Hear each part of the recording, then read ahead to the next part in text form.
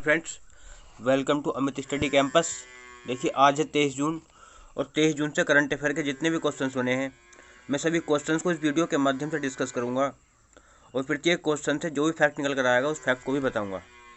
यदि आप हमारे चैनल पर न्यू विजिट करते हैं तो हमारे चैनल को सब्सक्राइब कर लें तथा साथ में बेल आइकन भी प्रेस कर दें, जिससे आपको डेली करंट अफेयर की वीडियो ऐसे ही मिलती रहें।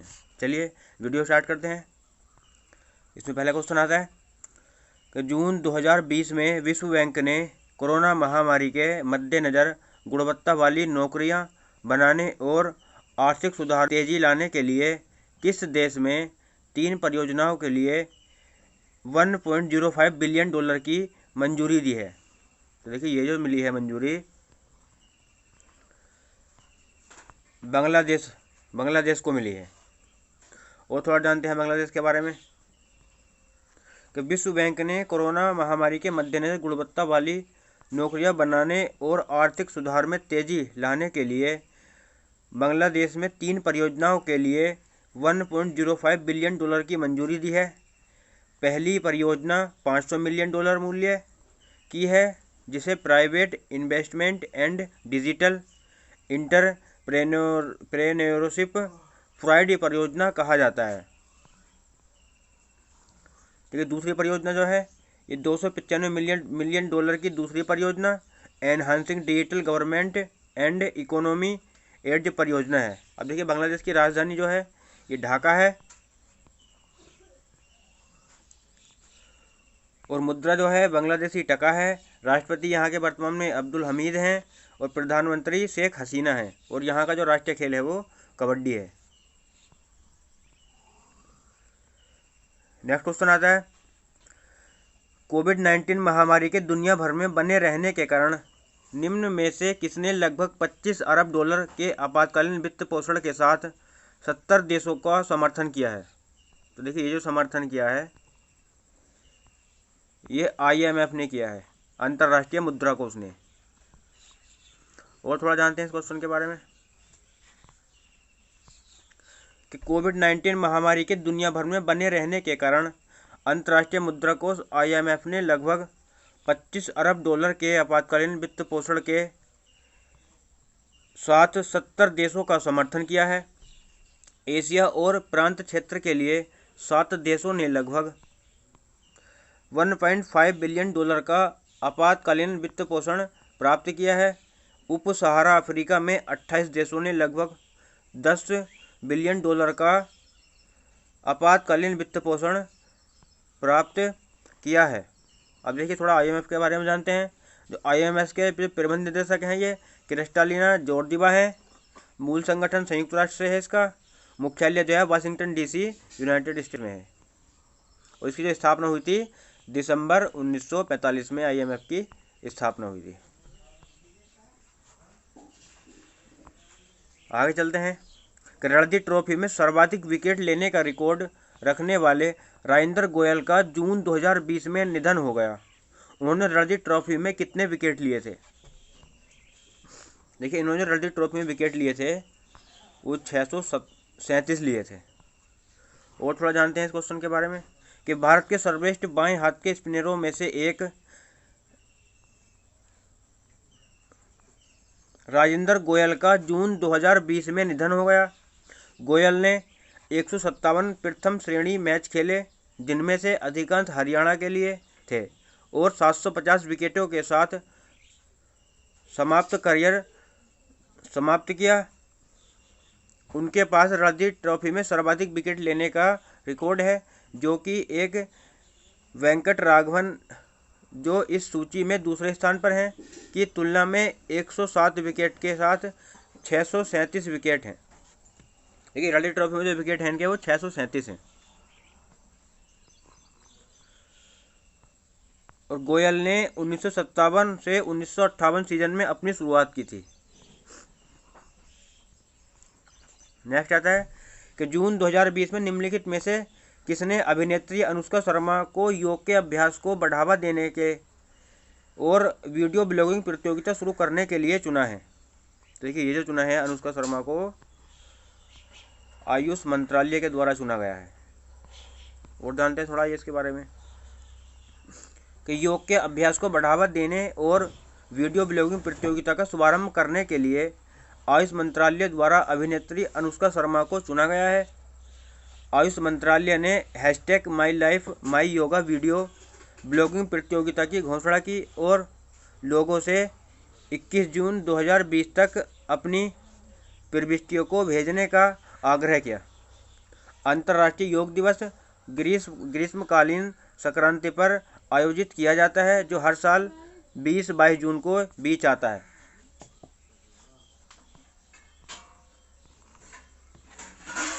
नेक्स्ट क्वेश्चन आता है कि विश्व संगीत दिवस हर साल 21 जून को मनाया जाता है। फ्रांस में विश्व संगीत दिवस किस वर्ष शुरू किया गया था? देखिए ये जो है फ्रांस में विश्व संगीत दिवस 1982 को शुरू किया गया था। वैसे विश्व संगीत दिवस जो है हर साल 21 जून को मनाया जाता है। आइए और जानते हैं थोड़ा सा इसके बारे में। तो विश्व संगीत दिवस हर साल 21 जून को मनाया जाता है।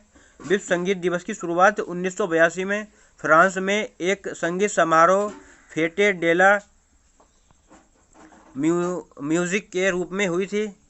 इसके पीछे तत्कालीन फ्रांसीसी संस्कृति मंत्री जैक लगे थे और यह इसके पीछे तत्कालीन फ्रांसीसी संस्कृति मंत्री जैक लैंग थे। विश्व संगीत दिवस मनाने का उद्देश्य सभी को मुफ्त संगीत प्रदान करना है और शौकिया संगीतकारों को दुनिया में अपने काम को दिखाने के लिए प्रोत्साहित करना भी है। लेकिन नेक्स्ट आता है कि विजय खंडूजा ने जून 2020 में किस देश में भारत का अगला राजदूत नियुक्त किया गया है? विजय खंडूजा को। तो ये जो बने हैं जिम्बाब्वे में भारत के अगले राजदूत बने हैं। आइए और थोड़ा जानते हैं इस क्वेश्चन के बारे में कि वर्तमान में विदेश मंत्रालय MEA में निदेशक विजय खंडूजा को जिम्बाब्वे में भारत का पहला राजदूत नियुक्त किया गया है। इन्हें शीघ्र ही कार्यभार ग्रहण करने की उम्मीद है। रुंगकुसुंग मसाकू जिम्बाब्वे गणराज्य के राजदूत के रूप में सेवा कर रहे थे। देखिए इनसे पहले जो थे ये रुंगकुसुंग मसाकुई थे। रुंगकुसुंग को 12 मई 2016 को नियुक्त किया गया था। और देखिए और थोड़ा जिम्बाब्वे के बारे में जानते हैं कि जिम्बाब्वे की राजधानी हरारे है। मुद्रा जिम्बाब्वे डॉलर है। राष्ट्रपति इमरसन मिनांगग्वा है और राष्ट्रीय खेल जो है यहाँ का फुटबॉल है। नेक्स्ट क्वेश्चन आता है कि जून 2020 में किसने स्कूल पाठ्यक्रम में योग के एकीकरण को बढ़ावा देने के लिए एक ऑनलाइन योग क्विज प्रतियोगिता शुरू की है? देखिए ये जो शुरू की है ये रमेश पोखरियाल निशंक ने शुरू की है। और जानते हैं थोड़ा इसके बारे में कि मानव संसाधन विकास मंत्री रमेश पोखरियाल निशंक ने स्कूली पाठ्यक्रम में योग के एकीकरण को बढ़ावा देने के लिए एक ऑनलाइन योग क्विज प्रतियोगिता शुरू की है। इस प्रतियोगिता का उद्देश्य जागरूकता पैदा करना और विभिन्न योग प्रथाओं पर प्रमाणिक स्रोतों से व्यापक जानकारी प्राप्त करने के लिए बच्चों को प्रेरित करना है। इस ऑनलाइन प्रतियोगिता में पूछे जाने वाले प्रश्न बहुविकल्पीय प्रकार के होंगे। नेक्स्ट आता है कि जून 2020 में रक्षा मंत्री राजनाथ सिंह 3 दिवसीय यात्रा के लिए किस देश के लिए रवाना हुए हैं? तो देखिए ये जो गए हैं रूस में गए हैं रक्षा मंत्री 3 दिवसीय यात्रा के लिए। और थोड़ा जानते हैं क्वेश्चन की डिटेल कि रक्षा मंत्री राजनाथ सिंह 3 दिवसीय यात्रा के लिए मॉस्को रूस के लिए रवाना हो गए। अपनी यात्रा के दौरान वह भारत रूस रक्षा और रणनीतिक साझेदारी को और गहरा करने के लिए तरीकों पर बातचीत करेंगे। वह मॉस्को में 75वें विजय दिवस परेड में भी शामिल होंगे। द्वितीय विश्व युद्ध में जीत की 75वीं वर्षगांठ मनाने के लिए 24 जून 2020 को विजय परेड आयोजित की जाएगी। और थोड़ा जानते हैं रूस के बारे में। देखिए तो रूस की जो राजधानी है ये मॉस्को है। मुद्रा रूसी रूबल है। राष्ट्रपति व्लादिमीर पुतिन है और प्रधानमंत्री मिखाइल मिशुस्तिन है।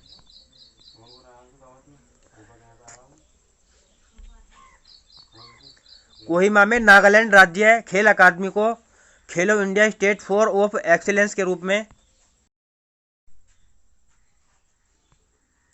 नेक्स्ट आता है कोहिमा में नागालैंड राज्य खेल अकादमी को Khelo India state centre of excellence के रूप में स्थापित करने के लिए चुना गया है। खेल मंत्रालय ने भारत के कितने राज्यों में राज्य के स्वामित्व वाली खेल सुविधाओं की पहचान की है? तो देखिए ये जो की है इन्होंने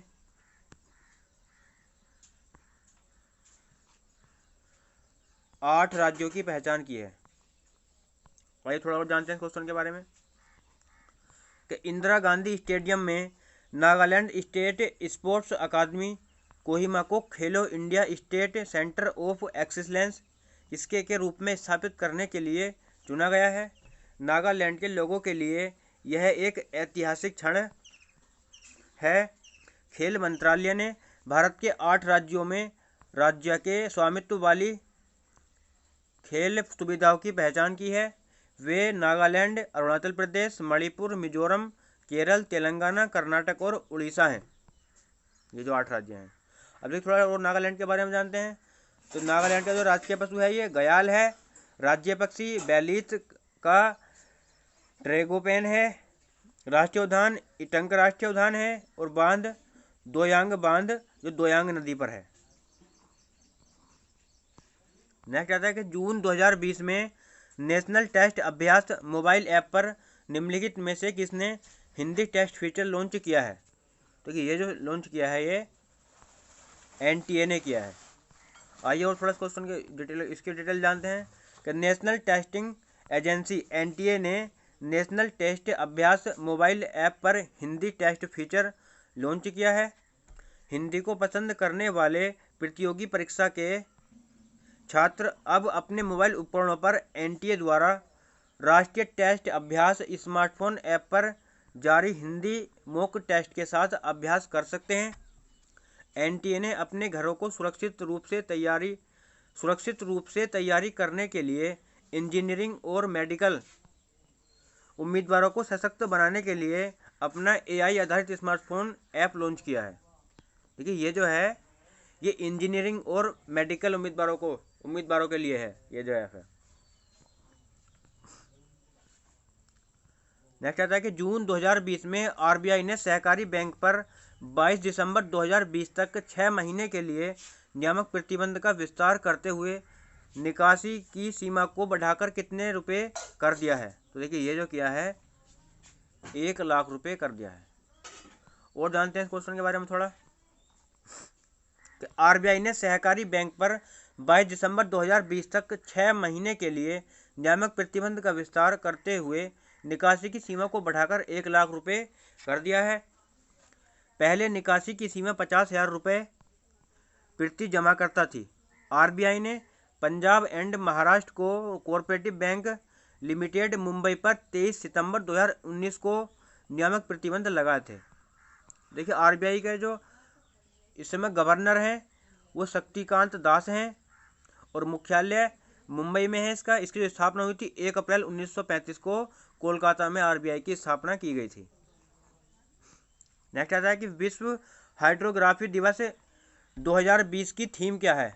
यह थीम या विषय क्या है 2020 का विश्व हाइड्रोग्राफी दिवस का? तो देखिए इसका जो विषय है थीम है वो हाइड्रोग्राफी स्वायत्त प्रौद्योगिकी को सक्षम करना है।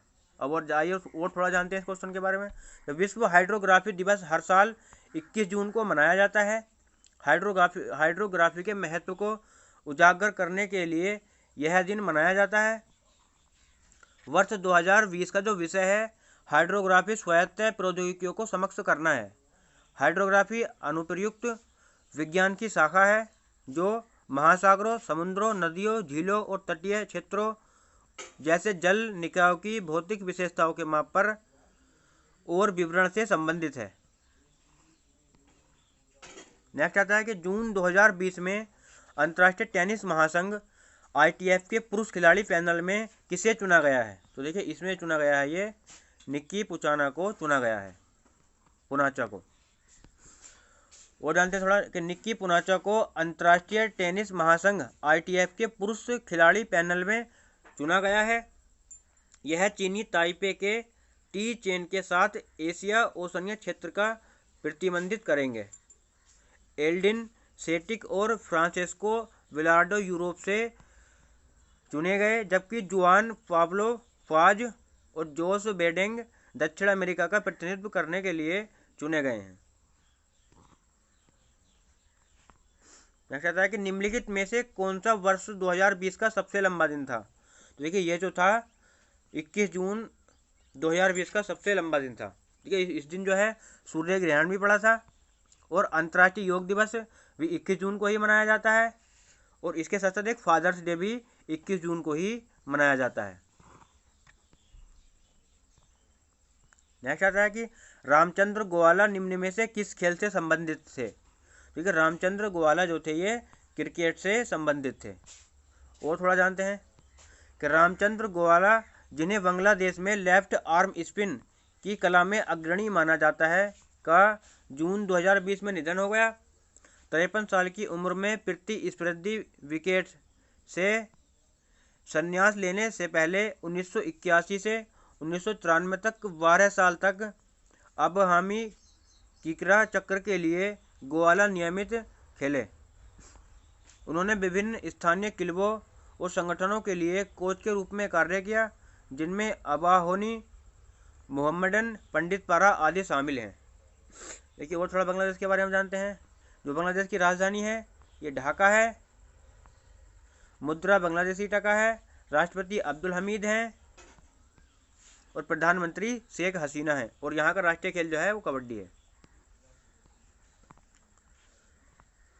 नेक्स्ट आता है कि जून 2020 में प्रधानमंत्री नरेंद्र मोदी ने कितने राज्यों में ग्रामीण सार्वजनिक कार्य योजना गरीब कल्याण रोजगार अभियान की शुरुआत की है।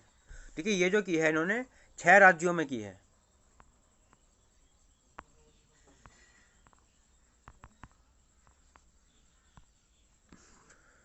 आइए थोड़ा और जानते हैं कि प्रधानमंत्री नरेंद्र मोदी ने 6 राज्यों में ग्रामीण कल्याण योजना गरीब कल्याण रोजगार योजना अभियान की शुरुआत की है।